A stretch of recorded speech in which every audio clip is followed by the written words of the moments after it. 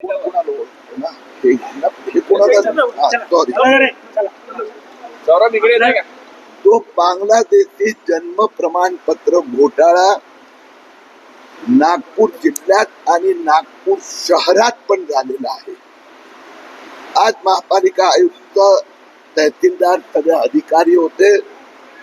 एक आश्चर्यजनक आकडा असा आलाय की कलेक्टरचं असं म्हणणं आहे, जिल्हाधिकारी तहसीलदारचं, की नागपूर शहरासाठी 1839 अर्ज आले, फक्त 4च रिजेक्ट फेटाळण्यात आले, 1234 सर्टिफिकेट दिले. नागपूर महापालिकेचं म्हणणं आहे आमच्याकडे फक्त 639च अर्ज आले होते. एवढा तफावत आहे.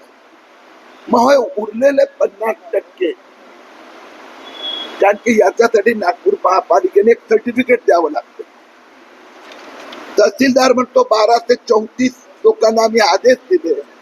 हे म्हणतात आम्ही फक्त 639लाच एनओसी दिली आणि म्हणून याची व्यवस्थित चौकशी करण्याचे दोघांनी आश्वासन दिलेलं आहे.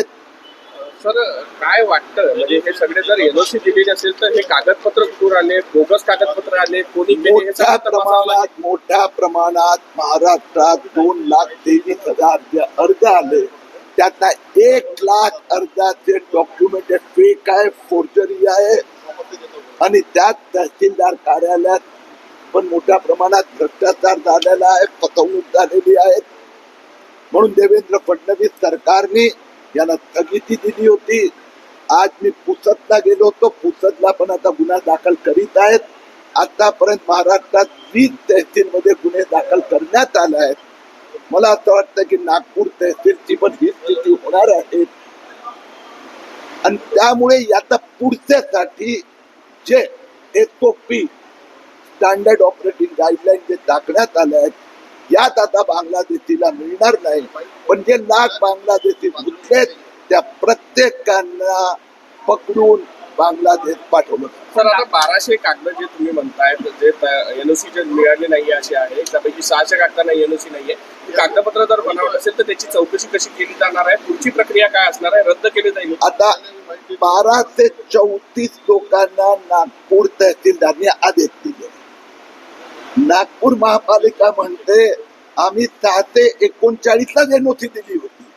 याचा अर्थ नागपूर तहसीलदाराकडे जे 600 एनओसी आल्या होत्या ते कुठल्या होत्या, कशा होत्या, त्याची चौकशी आता तहसीलदार, कमिशनर दोघांनी सांगितलं की आम्ही करतो. नागपूर महापालिका आयुक्त कलेक्टरशी बोलणार, तर याची चौकशी झाल्यावर कदाचित पुढच्या आठवड्यात मी परत येणार. आणि जर यात घोटाळा सापडला तर गुन्हा दाखल होईल. दलालाकडून तयार झाले असावे असा तुम्हाला संशय? 100% मालेगाव असो, अनेक ठिकाणी बोगस प्रमाणपत्र छापण्यात आले आहेत.